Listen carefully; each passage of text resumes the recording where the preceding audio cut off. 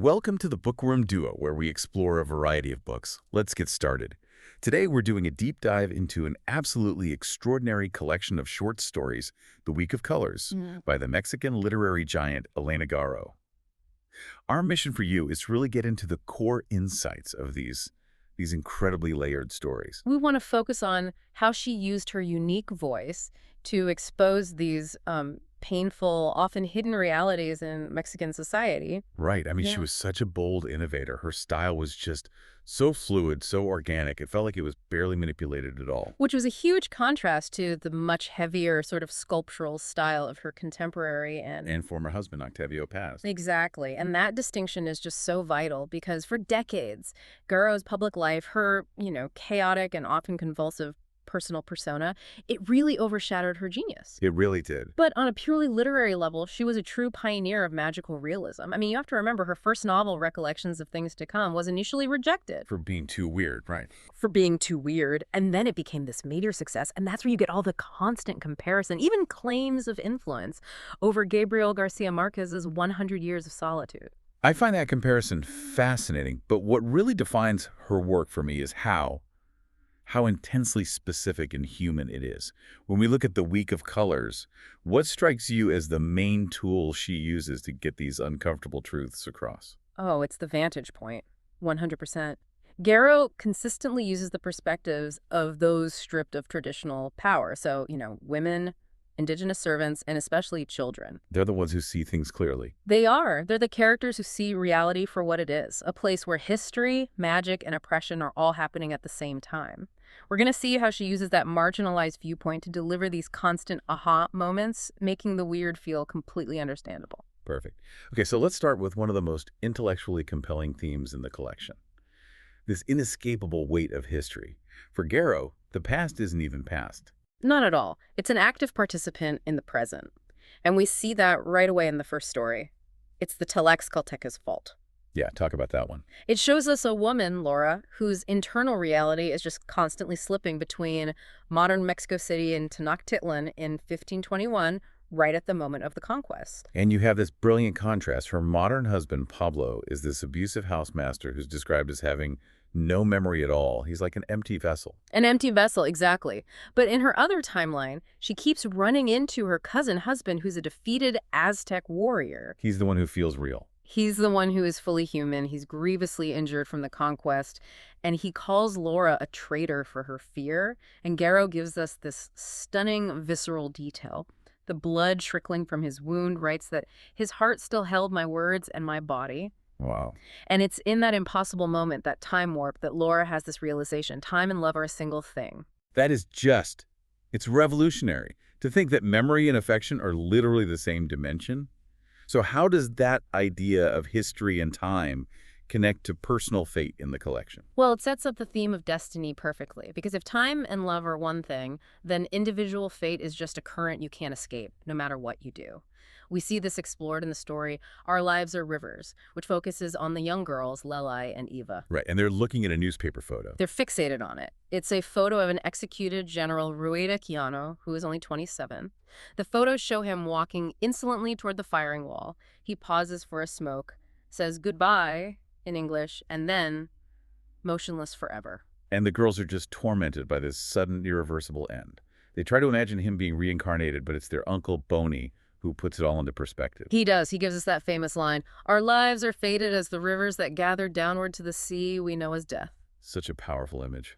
It's a philosophical moment, really. It's meant to soften the blow of that political violence. The General's River was fast, it was full of rapids, but it led to the same ultimate blue sea of yellow suns that's waiting for everyone. It's a cosmic view of fate. That idea of waiting for a predetermined end.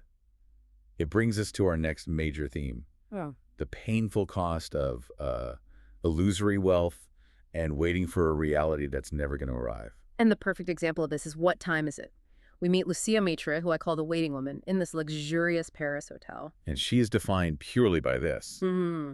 This agonizing obsession with what time her lover, Gabriel Cortina, is arriving. On the 9.47 plane from London, everything is about 9.47. And the cost of this wait isn't just emotional, it's painfully material. How is she paying for this opulent self-imposed prison. She's paying with her family history. She's giving up her pearls, sacrificing them for the space and time she needs to wait. It's 2 days of luxury per pearl. Wow. So she's literally trading her past for an imagined future. Exactly. She even burns a letter from her husband, Ignacio, and says, "It's no good now." But the surreal conclusion is just pure Garro. Tell us what happens at 9.47. At the exact moment the plane is supposed to arrive, 9.47, Lucia dies. Right on the dot. And then minutes later, the lover, Gabriel Cortina, he arrives carrying only a tennis racket and asks for a reserved room. But when the police check, the staff deny knowing him. So he was a ghost. It's not even clear. The only thing they find is his white tennis racket, just tossed carelessly on Lucia's deathbed in her empty room. The man might have been real, but the relationship, the hope, it was all an illusion. The tennis racket is the only proof of a non-event. It's the perfect Garro twist. And this theme of renouncing beauty for, the mundane is also central to Mercury. This one has a male protagonist. Yeah. Also trapped. Just as trapped. The narrator is all set to marry Ima, who is a very wholesome, stable choice. But his life gets completely turned upside down by an encounter with a silver-dressed woman, Mercury, in an elevator. Yes, and she speaks to him telepathically, forcing him to confront a past trauma, watching her jump from a tower balcony when he was a young widower. So she's this embodiment of pure, transcendent beauty. And he realizes his safe, planned marriage is basically a punishment for renouncing that beauty in the past. He falls for Mercury, he spends a night with her, but he just cannot break the engagement. He doesn't have the guts. He lacks the conviction. He even envies the politician Carlos Madrazo for his famous renunciation because he can't do it himself. He has all this agency, but he's trapped by a choice he knows is wrong. So Garro's saying this poverty of spirit, it affects all classes, not just the oppressed. That's it. Which is a perfect transition, because the most powerful lens Garro uses to process the chaos of the adult world is through the eyes of children. Yeah. Let's dive into the childhood labyrinth and the supernatural stories. These are often centered on the sisters, Eva and Lelai. And this is where we get some of the book's most startling imagery. In the title story, The Week of Colors, the girls see time not as linear, but as colored days. Right, they wish for Tuesday, because it's thin and transparent for dying, or Thursday, which is a golden disc. It's incredible. They literally personify the week. They spy on this character, Dawn Floor, who wears a bougainvillea tunic, and actually chats with these personified days, who are all women of color, each linked to a vice and a virtue. But Dawn Floor is this terrifying figure of patriarchal control. Oh, absolutely. He admits he has to draw blood from Sunday and can't get a word out of Friday, even though he whips her. It's a metaphor for the sadism it takes to force structure onto, organic existence. And the children, they witness the violent end of that control. They do. They come back and find Dawn Floor dead in the patio, and poof, the week disappeared. The cycle of control is broken. And the implication is heavy. Very. As the mule drivers say later, it was the women who killed him. The oppressed days finally got their violent liberation. That idea of escaping into a separate, safer reality, it continues in The Day We Were Dogs. Yeah, in this one, the girls feel overwhelmed by their huge house and the adult chaos, so they wish to transform into dogs. They even name them Christ and Buddha. Which is just so charming and strange. But even that escape isn't perfect. As dogs, they witness a brutal street shooting. One man is killed, the other arrested, and their barking is somehow used as evidence. So they're still complicit. They realize their dog heaven is separate, that dogs didn't share in our crime and bloodshed, but they're still forced to witness it. Innocence is impossible. And that fracturing of innocence is made even clearer in Before the Trojan War.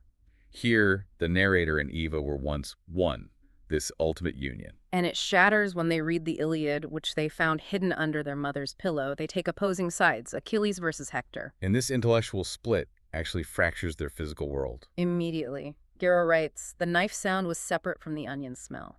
Their whole world bifurcates. They become ghosts, loving each other with the desperate love of ghosts. An argument causes an existential separation. And the dark side of that fragility really culminates in The Gnome. This story focuses on, childhood malice and truth. It's chilling. The narrator, Lelai, tries to kill her sister Eva with poisonous leaves. And her logic is that the afterlife is better because we don't have a body, we don't sweat. Unbelievable. But the ultimate witness is their younger sister, Estrelita. Who watches everything from the rooftop like the eye of God. Estrelita is the only one who talks to the garden's true master, the gnome. And when Lelai lies and blames the poisoning on the gnome, Estrelita sets the record straight. she tells the gnome directly, Eva is a liar and Lelai is a killer. It just strips away all the magic and leaves the raw, uncomfortable truth about human, even a child's capacity for harm. That's the perfect lens to view our final section. Garro's examination of the cycles of violence and class struggle that really permeate all the other stories. Yeah, Garro shows us that violence isn't always revolutionary or political. It's often domestic, cyclical, and tied to social anxiety. Look at the cobbler from Guanajuato. Right, it's told from the perspective of this poor old cobbler who's just a silent observer of the drama between his host, Miss Blanquita, and her aggressive stalker. And he just watches her fear escalate. It's intensified by this surreal detail. A package arrives with 2 broken dolls dressed as brides. The visual sign that her domestic life is irreparable. And the climax is pure ambiguity. Blanquita confronts the stalker with a hammer, and the story just says, he took her. We don't know if it's a rescue, a capitulation, or an abduction. And that ambiguity highlights the danger women face. Exactly. And we see the tragedy of misguided violence in the ring. A mother, Camila, gives her daughter, Severina, a ring, but then Adrian takes it and Camila thinks he's cursed her daughter, who starts wasting away. So her maternal instinct kicks in. And it drives her to violence. She confronts and kills Adrian on his wedding day, thinking he's about to kill Severina, but the revelation is just heartbreaking. What's truth? Severina recovers and she's furious. Adrian wasn't cursing her, he was mourning their lost child. He had sewn the ring, engraved Adrian and Severina in glory, into his shirt, right over his heart. Camila's act of violence was a fatal misreading of love. Devastating. And when the lower class tries to hide violence, we shift into outright magical consequences, like in Perfecto Luna. Absolutely. Perfecto Luna, a laborer, helps his boss hide a crime by embedding a dead man's skeleton piece by piece into the adobe bricks of a new building. He thinks he's burying the past. But you can't bury the past in Garro's world. What happens to him? First, he has these terrifying cold nights filled with wing sounds. But the climax is so specific. Corn grains, his only comfort and wealth, start raining down from the walls of his home. The literal foundation of his survival is attacking him, Forcing him to flee. This clash between the privileged and the servant class and the surreal consequences is explored so well in the last few stories. You see it in the tree, where the mistress Marta reluctantly hosts her indigenous servant Luisa, who she sees as a savage. But Luisa uses this chance to deliver a shocking confession. Which is that she was jailed, not for a crime, but for being pregnant and abandoned. And what's amazing is her description of prison. She enjoyed the community, the singing. She found a kind of agency inside the prison walls that she lacked outside. She even describes whipping a painted devil on the wall every day. A ritual of defiance. She had to lie and pretend to be a widow because, as she says, no one knows I was in prison. She found dignity in a place society views as shameful and had to hide that truth to function in the quote-unquote real world. And finally, we have the Tisla theft, where that class tension just explodes into conflicting realities. The police are investigating a robbery where nothing valuable is missing, but the garden is hacked up and the corn sacks are destroyed. And the maid's accounts are completely contradictory. Wildly. One saw 50 white men dancing, another saw 37 men with machetes. Well, It's chaos until little Eva reveals the truth. She showed a maid, Lorenza, a storeroom and mistakenly said it was full of gold. so Lorenza's lover, Julian, came for the gold, found nothing, and retaliated against the rich family by destroying their property. Exactly. And the consequence for Lorenza is both profound and surreal. She loses her human voice. She only gets it back with an animal tongue after her witch mother performs a spell. Her participation in the class conflict reduces her to a pre-human state. And that is Garro's genius. She weaves personal trauma, betrayal, fear, loss right into the fabric of political and historical oppression, the conquest, revolutionary violence, gender inequality. It's all there, seen through this unforgettable magical realism. The quest for an authentic self is always found in the margins. The children, the servants, the women. And this density is why the collection endures. It's experimental, but the result is always clear, concrete, and deeply meaningful. It proves you can be creative and still speak to profound human truths. It really does. So what does this all mean for you, the listener? Garro is constantly questioning the nature of reality and love itself. If time and love are truly one single thing, as Laura learns, then what is the value of an unrecoverable minute?